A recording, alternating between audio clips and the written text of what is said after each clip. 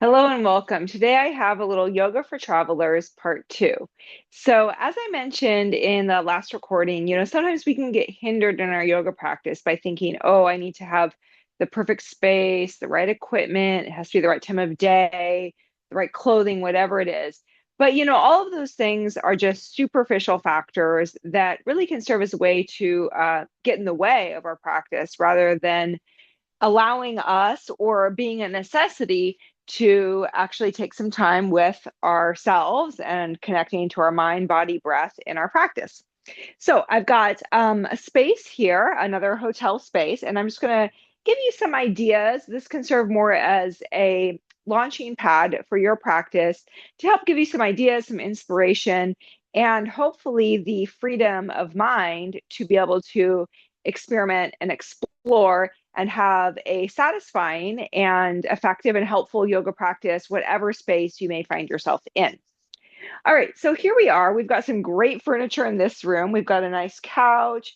I took a cushion off the couch here. You can obviously play around with the cushions on your couch to make a setup that helps you with your Viparita Karani, your shoulder stand setup, a nice Shavasana with support, whatever it may be. We also have, again, my favorite, a wonderful ottoman right here. And then we also have a nice desk space. All right, so we can just start out with something simple. The other thing is that your yoga practice, it doesn't always have to be something that's super rigorous or super complicated. Doing a little bit of something simple every day is worthwhile, right? Are there days we want to go deeper? Of course, but don't ignore those opportunities to take 5 minutes, 10 minutes, half an hour, whatever it may be, to just tune and tone your body and mind. So you can do something simple here, like just taking your hands to the desk and then step your legs back, have those feet about shoulder width apart to hip width apart, have the outer edges of the feet parallel, and then draw those hips back. So I'm drawing the corners of my hips back away from my outer armpits. Keep the back of the neck long, base of the skull relaxed. Things to look for here are keeping equal weight in the two legs, keeping the back of the neck long and relaxed, and then drawing those hips back to maximize the length in your side waist to create length for your spine. Also, here have a slight bit of navel to spine, so don't let the abdomen hang down, but a little bit of navel to spine, and then maintaining that. Can you take that upper back into the body without overly hanging in the armpits or overly jutting out those bottom ribs? Keep the breath smooth and soft. You can stay here 1 to 2 minutes. This is really great if you do get, let's say, tightness in the lower back. Sometimes this can be helpful for things like sciatica, lower back tension, hamstring tightness. And just as a general way to create length in the backs of the legs, length through the spine, length through the sideways. So if you have, kinks, tight spots in the backs of the legs and your back from travel, this is a really great, simple thing that you can do almost anywhere, right? You can do this at home with your hands on a kitchen counter. You can do this with your hands on a wall. All right, and then let's go ahead and step forward. Now, when I see this desk, I also think what a great prop for poses like Utthita Hasta Padangusthasana 1 and 2. So something like this can be really excellent. You can do this with or without a strap. So today I'm showing just working with a strap and the space I'm in. That's it. So you can take a strap and put it around that foot and then hold that strap with one hand. Of course, if you don't even have a strap, you can do this without, just keeping the leg up here. A wonderful pose for opening the backs of the legs, for strengthening the hips, for working on balance. So we can do like this. And then from here, we can take this into Utthita Hasta Padangusthasana 2. So holding that strap, you can simply rotate your standing leg out 90 degrees, keep that raised leg where it is. And then we have a wonderful pose here for helping to create suppleness and strength through the hips. Again, work on, or a good way to work on balance. Now, if balance is an issue, you could do this with closer proximity to a wall. Like let's say if you had a wall on this side of you, or I could move closer to this wall behind me and use that to help with my balance. So we take balance out as a factor. And then again, you can rotate back, facing that leg. And then to go for a little bit more lengthening on the backs of those legs, you can extend out over that raised leg, or even work on raising that leg up toward your head, closer to you. Of course, we want to do this keeping the hips level, keeping those sit bones level, keeping that outer hip crease of the raised leg down. All right, and then we can go ahead and change sides. So Utthita Hasta Padangusthasana, extended hand to big toe pose. So again, even with or without the strap, right? It's nice if you do have that strap, but you could certainly do without.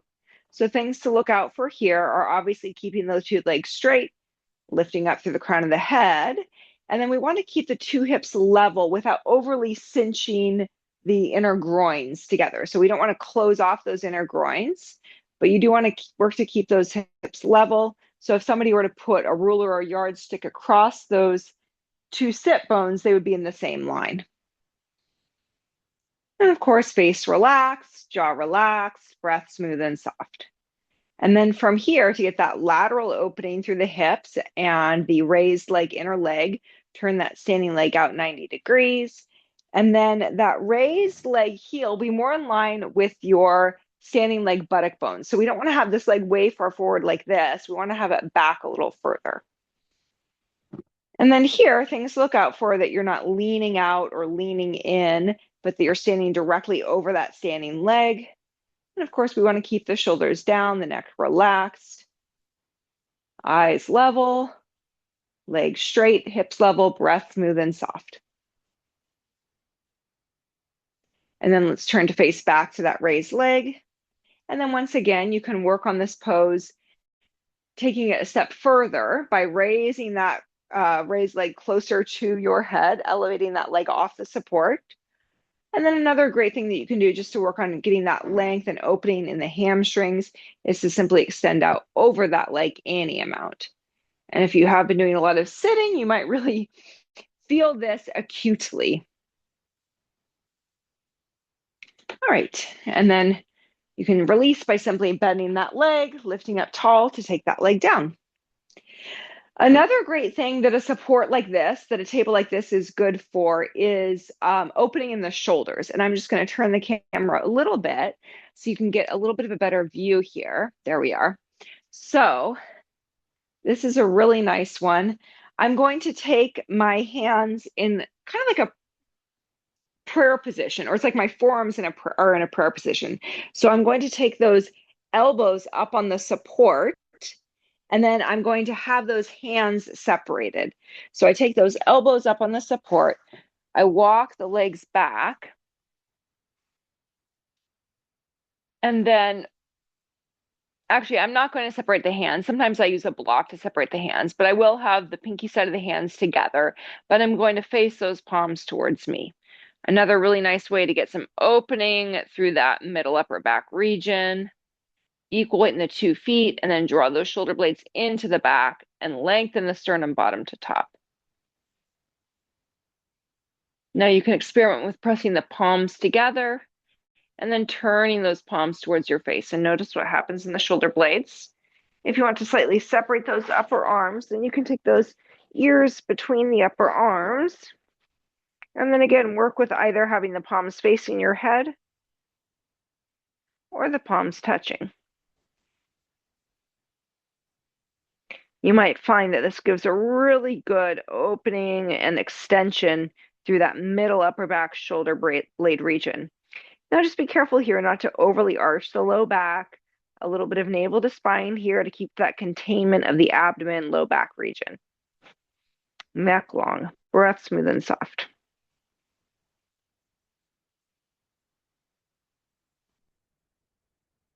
All right, and then go ahead and step forward to come on out.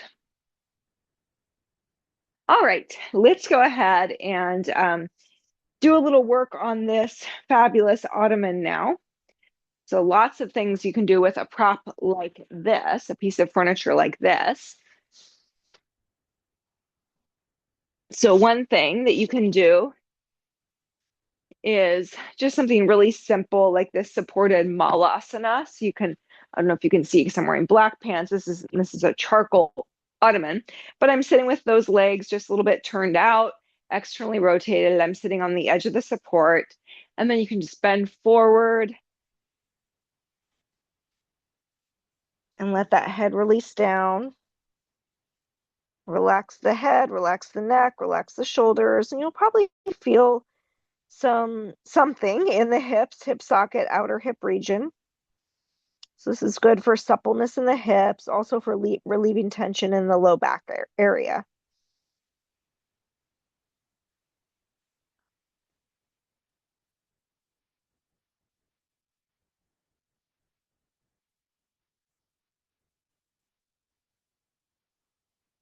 And then inhale to come up.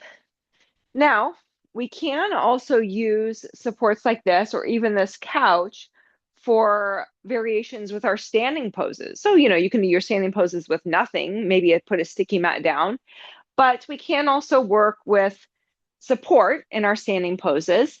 So one thing you could do that can be kind of fun in a space like this is to take variations of, let's say, warrior one. So you can take one leg up on that support, the other leg back, and then bend that front leg, keep that back leg straight. You'll notice a nice opening in the front hip region of that back leg. And then from here, we raise those arms up. And then you could even take this into a side angle as well, an Utthita Parshva Konasana, sort of a variation of that. So that front leg is bent, back leg is straight, and then you reach that top arm overhead.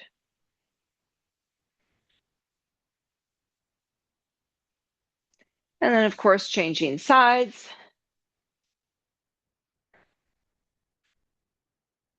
So if we do find ourselves in a situation where, let's say, there's a knee challenge, a hip challenge, oftentimes elevating that leg that has the problem will help alleviate some of that strain. Also, this variation helps us go towards poses like the Ekapada Rajakapotasana poses, even Hanumanasana. So back leg is straight, front leg is bent, then we can drop into this variation of Virabhadrasana 1. And then we can pivot open that back leg, extend that bent leg from the inner groin to the inner knee, make sure the inner knee stays back, and come into a variation of Utthita Parshva Konasana, extended side angle pose.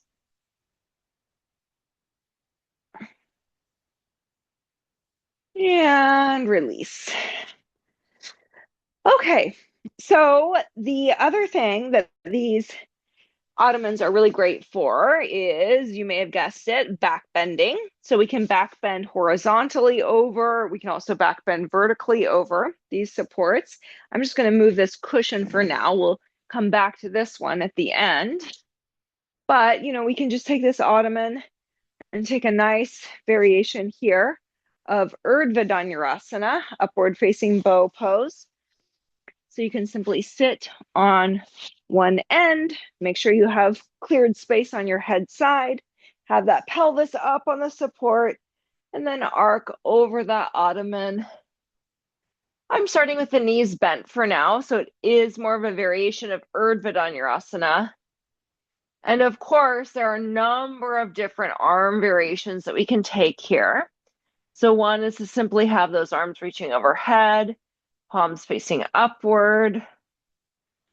So good. If you have been sitting and traveling a lot, that front hip, kind of hip flexor region, frontal thigh, frontal groin region can get really tight, even into the abdomen. That can affect all kinds of things, including our digestion. So getting this front area opened out is really wonderfully corrective.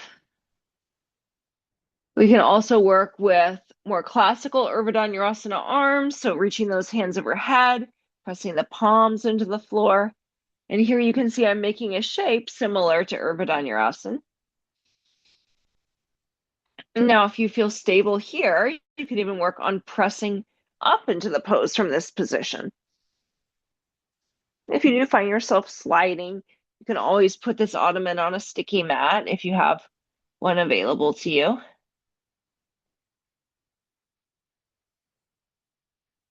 And then to come out, you can simply slither off, tucking that chin into the chest and sliding out. All right. Another great way to use a support such as this is to back bend over it lengthwise. So for this, again, you'll just want to have plenty of room to your head side. I'm just going to put this a little bit out of the camera view, but there isn't going to be much to see there. So you're simply going to lie down lengthwise on this support, and then you can really take your time here just to kind of slide off. So hanging out here in this kind of neck traction space is really wonderful, where the arch of the neck, the curve of the neck is supported by the curve of the piece of furniture. So just little neck traction. Again, really good if you've been sitting on an airplane, driving, if you've been on your phone or computer a lot. All of those activities can tend to sort of take the natural curve out of the neck. Back bending is so important. We should all be doing at least one kind of back bend every day, and it can be supported, like these variations that I'm showing you. And then from here, you can continue to slide off with the tops of the shoulder blades on that support. For now, I'm just keeping the knees bent, sort of resting my hands on my torso. And I'm really just letting myself relax over this support. You can have a little fun here too with different, if you happen to have a sort of multi-tiered furniture, I'm just taking the legs up on this desk here, getting a little more elevation for my legs, elevating those legs can allow for good lymph drainage, good for the circulatory system, really good if you get swollen ankles when you travel. Even something like taking the legs up the wall can be really excellent for that. And then again, we'll slowly start to slither off, going more to the middle shoulder blade area. And this is where we can start to work with some of our arm variations. So one option here is simply to rest the hands on the crooks of the elbows and let those arms reach overhead. I'm straightening the legs out now. Now I feel a little bit more stretch and length through my abdominal region, a little bit more spaciousness there, which feels quite nice.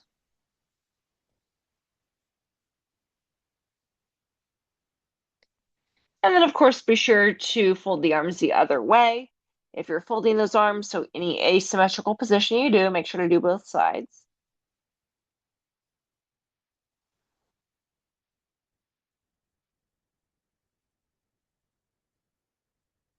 And again, we can work with those Urdhva arms.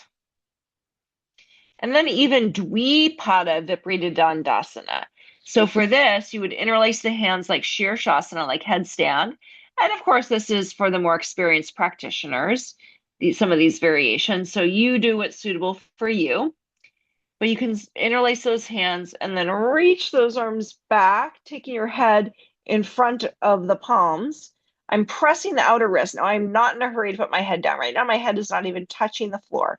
I'm just pressing those outer wrists down and lifting the shoulders. And then maybe you can just slowly descend, letting that top of the head just lightly touch the floor.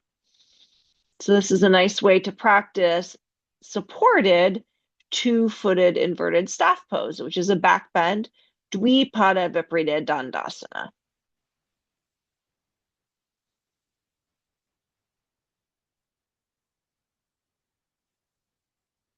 You can stay here for a couple of minutes, being that it is a supported pose. So one of the beautiful things about supported asanas is that we can remain in them much longer, which allows us to really receive the benefits of the pose. There is certainly a time and a place to work in a more dynamic way where we're touching and going on the poses, but there's also a place in a space, be it a hotel room or home or a studio, to remain in the poses and just allow yourself to absorb those benefits. Allow the blood, the nourishment to flow to the places that need to be nourished. Breath smooth and soft. If you're holding your breath here or gritting your teeth, you've probably taken things a step too far. So back it up to a place where you can keep a quiet, calm mind and smooth, soft breath.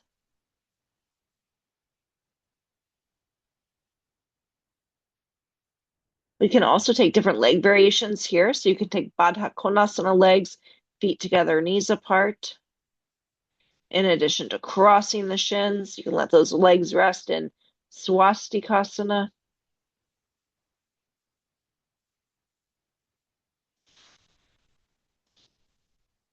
Again, if you're taking an asymmetrical pose, just make sure to go both ways, do both sides. And then to come out. With this pose, it's best to just sort of slide out rather than doing a sit up, especially if you've come all the way down like I have. You don't really want to tense up the abdomen by sitting up out of a big back bend. So you'll just tuck that chin, of course, careful with your head if you're close to any other furniture, and then you'll just kind of slip slide out, shoving that prop away from you. Okay, there's one more um, setup that I want to show you here today, and that is a variation of Viparita Karani, inverted lake pose, which is a wonderfully restorative thing to do. So you can see here, I have a couch. This is a nice sort of broad couch that's fairly low to the ground. And then I've just taken a cushion off the couch and set it up in front. Of course, it just depends on the furniture you have handy. You can kind of work with what you have to figure out what makes sense for you. But I'm just going to go ahead and have a seat up on this couch. And, also, again, just something really simple and wonderful you can do is just letting that head hang off the end of, or the top of the head hang off the end of the couch. So again, I'm just supporting my neck, the curve of my neck on the edge of the couch. And even this alone is such a great thing to do. And then, of course, we can slide off a little further. I just have to try not to let my sweatshirt choke me there. And then you can keep going, keep going, keep going. Tuck the chin to the chest. Take those shoulders down so the tops of the shoulders are just touching the floor. The pelvis is up on the height, and then we take our Viparita Karani from here. All right, I had a little wardrobe adjustment there. Yes, be careful of t-shirts and sweatshirts that choke you. Don't allow that to happen. So then from here, I'm in a wonderful Viparita Karani. So I'm aiming for those legs to be perpendicular to the floor. The abdomen is soft. The chest is lifted. The tops of the shoulders are touching the floor. And then that chest is lifting up towards the chin, and the back of the neck is long. So we're looking for the shape here of perpendicularity through the legs. And then a flatness, a quietness of the abdomen. The abdomen should be like a quiet lake. And then there's sort of a cascading down from the abdomen to the chest. And then there should be something like a verticality in the chest, a good lift in the chest. And keep the abdomen soft, legs gently soft, or gently straight rather. See that the throat and the jaw is relaxed. And then breathe behind that sternum bone, just in and out the nose, breath smooth and soft. And you could easily stay here for 5 minutes. Now, of course, if you start to get pins and needles in the legs, numbness, it's time to come out. Don't overstay. But can you find a sense of relaxation through the face, softness in the abdomen, softness in the breath?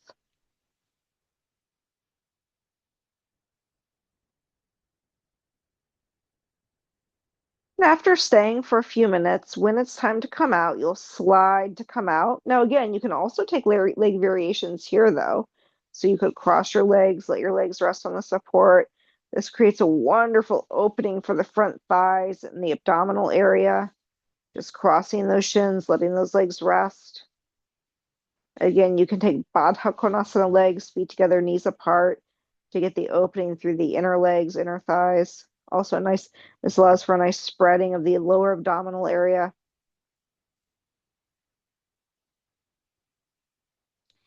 And then again, when it is time to come out, well, you'll just kind of ooze out. You can even rest here with these legs up. Once again, elevating those legs, especially if your legs have been below the heart. Elevating those legs is a really great idea to allow for the healthy venous return, lymphatic drainage.